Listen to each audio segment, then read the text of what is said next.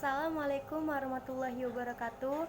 Saya Syilatul Atskia dari kelas 12 IPS 1 ingin mempresentasikan hasil kerja saya. Jelaskan tentang berbakti kepada orang tua. Surat Al-Luqman ayat 13-14. A'udzubillahi minasyaitonirrajim. Bismillahirrahmanirrahim. Wa idz qala Luqmanu libnihi wa huwa ya'izuhu ya bunayya la tusyrik billah inna syirka la zulmun 'azim. Wa wasayna insana biwalidayhi hamalathu ummuhu wahnan 'ala wahni wa fisahu fi 'amini anishkur li waliwalidayka ilayyal masir.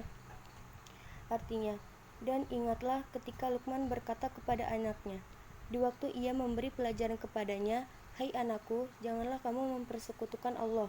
Sesungguhnya mempersekutukan Allah adalah benar-benar kezaliman yang besar. Dan kami perintahkan kepada manusia atau berbuat baik kepada dua orang ibu bapaknya. Ibunya telah mengandungnya dalam keadaan lemah yang bertambah-tambah dan menyapihnya dalam 2 tahun. Bersyukurlah kepadaku dan kepada dua orang ibu bapakmu, hanya kepadakulah kembalimu. Asbabun Nuzul Surat Al-Luqman. Adapun sebab turunnya ayat 13-14 adalah permasalahan Sa'ad bin Abi Waqi'ah. Tatkala dirinya memeluk agama Islam, lalu ibunya mengatakan kepadanya, wahai Sa'ad, telah sampai informasi kepadaku bahwa engkau telah condong atau kepada agama Muhammad. Demi Allah Subhanahu wa Ta'ala, aku tidak akan berteduh dari teriknya matahari dan angin yang berhembus. Aku tidak akan makan dan minum hingga engkau mengingkari Muhammad sallallahu alaihi wasallam dan kembali kepada agamamu sebelumnya. Sa'ad adalah anak lelaki yang paling dicintainya, tetapi Sa'ad enggan untuk itu dan ibunya menjalani itu semua selama 3 hari dalam keadaan tidak makan dan minum, serta tidak berteduh sehingga Sa'ad pun khawatir. Lalu Sa'ad mendatangi Nabi Muhammad sallallahu alaihi wasallam dan mengadukan sikap ibunya kepadanya. Kemudian turunlah ayat ini. Kandungan surat Al-Luqman ayat 13-14. Isi kandungan dari surah Al-Luqman ayat 13-14 yaitu kita sebagai umat manusia haruslah senantiasa mentauhidkan Allah Subhanahu wa Ta'ala dan senantiasa menjauhi perbuatan menyekutukan Allah. Selain perihal utama itu, kita sebagai umat manusia juga diminta untuk senantiasa memenuhi hak-hak kedua orang tua kita yang telah susah payah merawat kita dari janin hingga saat ini. Pesan yang terkandung dalam surah Al-Luqman ayat 13-14.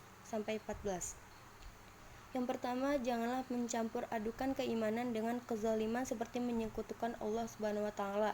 Yang kedua, untuk orang tua, sudah seharusnya senantiasa mengingatkan perbuatan anak-anaknya yang menyimpang dengan cara-cara baik dan dapat diterima. Yang ketiga, senantiasa menghormati, mematuhi, dan memuliakan kedua orang tua. Yang keempat, senantiasa mendoakan kebaikan atas kedua orang tua kita yang telah merawat kita sedari kecil. Yang kelima, mensyukuri segala ketentuan yang diberikan Allah Subhanahu wa Ta'ala kepada orang tua kita, baik fisik orang tua, baik harta orang tua kita, baik cara berpikir orang tua kita, dan sebagainya yang semestinya selalu kita syukuri. Yang terakhir, mentaati seluruh perintah orang tua. Hadis berbakti kepada orang tua.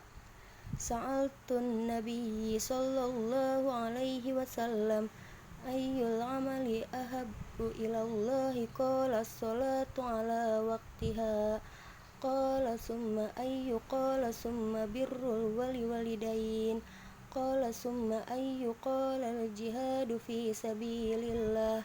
Aku pernah bertanya kepada Rasulullah sallallahu alaihi wasallam, amalan apa yang paling dicintai Allah? Beliau menjawab, salat pada waktunya. Aku melanjutkan, kemudian apa? Beliau menjawab, berbakti kepada orang tua. Lalu aku bertanya lagi, kemudian apa? Beliau menjawab, berjihad di jalan Allah. Hadis riwayat Al-Bukhari dan Muslim. Sikap yang mencerminkan berbakti kepada orang tua.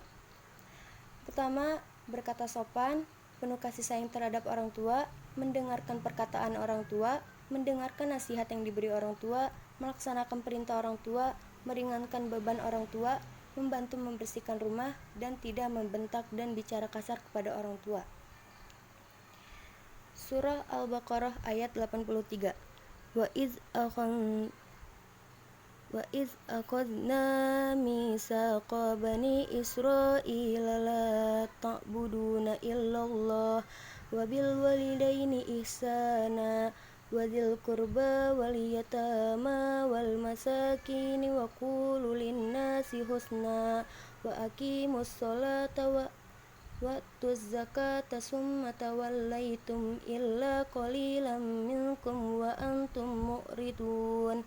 Dan ingatlah ketika kami mengambil janji dari Bani Israel, yaitu janganlah kamu menyembah selain Allah, dan berbuat kebaikanlah kepada ibu bapa, kaum kerabat, anak-anak yatim, dan orang-orang miskin, serta ucapkanlah kata-kata yang baik kepada manusia, dirikanlah salat dan tunaikanlah zakat.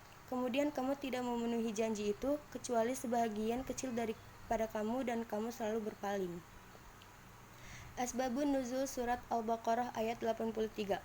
Allah Ta'ala mengingatkan Bani Israel mengenai beberapa perkara yang telah diperintahkan kepada mereka. Dia mengambil janji dari mereka untuk mengerjakan perintah tersebut, namun mereka berpaling dan mengingkari semua itu secara sengaja, sedang mereka mengetahui dan mengingatnya. Kemudian Allah Ta'ala menyuruh mereka agar beribadah kepadanya dan tidak menyekutukannya dengan sesuatu apapun. Dia juga memerintahkan hal itu kepada seluruh makhluknya, dan untuk itu pula beribadah mereka diciptakan, sebagaimana firman-Nya dalam surah Al-Anbiya ayat 25 yang artinya, dan kami tidak mengutus seorang rasul pun sebelum kalian, melainkan kami wahyukan kepadanya, bahwasannya tidak ada Tuhan melainkan aku, maka sembahlah aku oleh kamu sekalian. Itulah hak Allah Ta'ala yang paling tinggi dan agung, yaitu hak untuk senantiasa diibadahi dan tidak disekutukan dengan sesuatu apapun. Lalu setelah itu hak antar sesama makhluk. Kandungan surah Al-Baqarah ayat 83. Pertama, Allah telah mengambil perjanjian dari Bani Israel yang berisi pokok-pokok agama yang harus diamalkan. Bani Israel telah sepakat dengan perjanjian itu namun kemudian melanggarnya. Kedua, kewajiban untuk menyembah Allah dan tidak menyekutukannya dengan sesuatu apapun. Ketiga, kewajiban berbuat ihsan kepada orang tua, kaum kerabat, anak-anak yatim, dan orang-orang miskin. Keempat, kewajiban mengucapkan kata-kata yang baik kepada orang lain. Kelima, kewajiban mendirikan salat. Keenam, kewajiban menunaikan zakat. Ketujuh, perintah-perintah dalam isi perjanjian ini juga berlaku bagi kaum muslimin sebagaimana ajaran Islam. Kedelapan, melalui ayat ini Allah mengungkap sifat Bani Israel yang suka berkhianat dan melanggar perjanjian. Terakhir, hanya sedikit dari kalangan Bani Israel yang menepati janjinya. Berbuat baik atau ihsan. Ihsan merupakan perbuatan menyembah Allah Subhanahu wa Ta'ala seakan-akan kita melihatnya, namun apabila tidak mampu membayangkan melihatnya, maka dapat membayangkan bahwa Allah Subhanahu wa Ta'ala sesungguhnya melihat segala perbuatan kita. Contoh sikap ihsan: senantiasa menghormati, mematuhi, dan memuliakan kedua orang tua, mendirikan sholat fardu secara berjamaah dan tepat waktu, menginfakkan harta kita di jalan Allah Subhanahu wa Ta'ala, berperangai baik kepada orang lain, dan memenuhi segala janji-janji yang pernah diucapkan dan ditetapkan. Hadis berbuat baik atau ihsan dan contohnya. Syaddad bin Ausil qala sitani hafiztuhuma an Rasulillahi sallallahu alaihi wasallam qala innallaha katabal ihsana ala kulli syai' fa idza qataltum fahsinul qitlat wa idza zabahtum fa ahsinul zab wal yuhidda ahadukum syafrat falyurih dabihatah. Dari Syaddad bin Aus bahwa Rasulullah Shallallahu Alaihi Wasallam bersabda, sesungguhnya Allah telah mewajibkan berbuat ihsan atas segala sesuatu. Maka apabila kamu membunuh, hendaklah membunuh dengan cara yang baik, dan jika kamu menyembelih, maka sembelihlah dengan cara yang baik, dan hendaklah menajamkan pisaunya dan menyenangkan hewan sembelihannya. Hadis riwayat Muslim.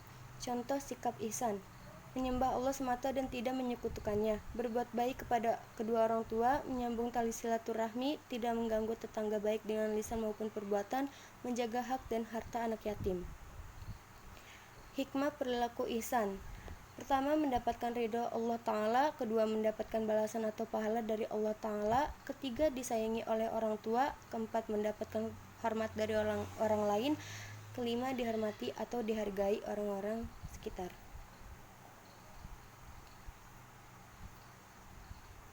Demikian presentasi dari saya, kurang lebihnya mohon maaf. Wassalamualaikum warahmatullahi wabarakatuh.